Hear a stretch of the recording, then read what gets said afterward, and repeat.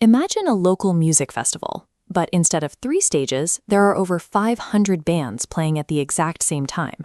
It's loud, it's chaotic, and everyone in the crowd is scattered.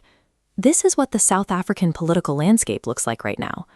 Take a look at this election results board from the national ballot. You can see the sheer volume of political parties competing for attention. When voters face this extreme level of fragmentation, they get exhausted. Many tune out entirely. And when the crowd splits its support among hundreds of tiny groups, the established parties easily keep their seats.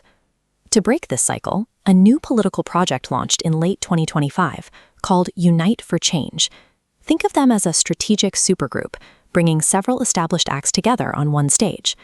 The founders believe the government's primary job is to provide a strong safety net, like reliable services and economic support, to ensure the system is fair for everyone.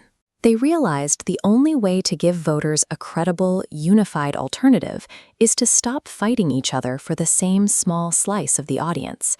The merger brings together 3 distinct groups: Rise Mzansi, Build One South Africa, often called BOSA, and the Good Party. In the 2024 general elections, these groups ran independently and collectively secured just over 1% of the national vote. That performance made the reality very clear. They simply could not challenge the biggest political players on their own. So they set their sights on a very specific target: the 2026 municipal elections. This is the level of government that impacts your life every single day. A local municipality is responsible for ensuring water flows from your tap, the streetlights stay on, and local infrastructure supports businesses so they can hire people in your neighborhood. To fix these local systems, these leaders had to drop their solo egos, pool their resources, and run under a single banner. In South African politics, parties are usually built around a single celebrity leader. Unite for Change rejects that model. Instead, they operate using a collective leaders' council. The council brings together veterans like Patricia de Lille. She has deep administrative experience as a former mayor and cabinet minister, along with a strong, long-standing connection to grassroots voters. Then there's Mmusi Maimane. He brings years of experience in the national spotlight as the former leader of the official opposition, focusing the group heavily on community-led solutions rather than racial divisions. They are joined by Songezo Zibi, who represents the policy-focused wing of the party. His primary mission is driving a strict anti-corruption agenda and ensuring that government workers are hired for their professional skills. By sharing the microphone, the council is sending a deliberate message. They want to prove to voters that they value equitable, team-based decision-making over the personal ambition of any one individual. The party's platform is designed to answer the most urgent crisis facing young South Africans: a lack of work so extremely severe that it is the top concern for 7 out of 10 young voters.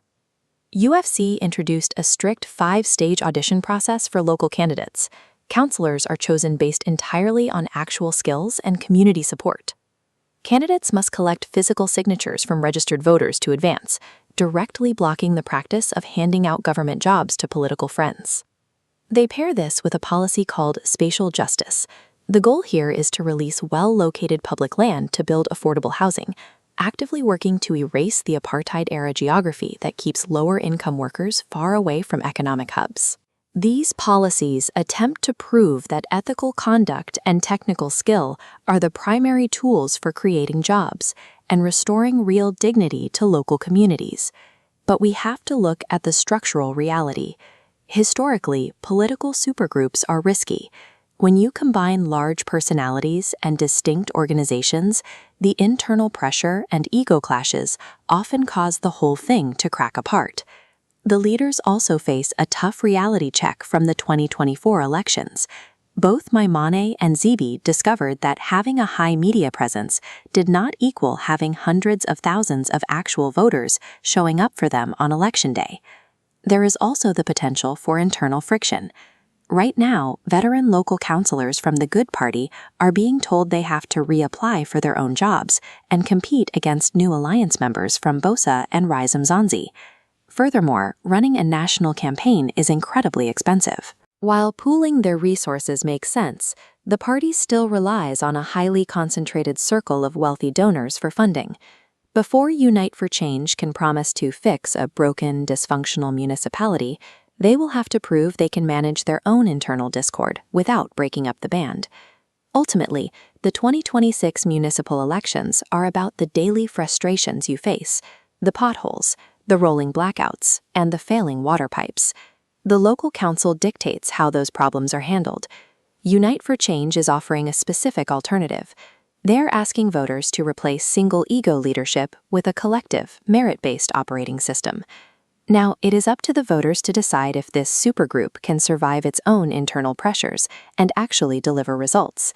Because when it comes to the water in your taps and the safety of your streets, local politics is simply too important to ignore.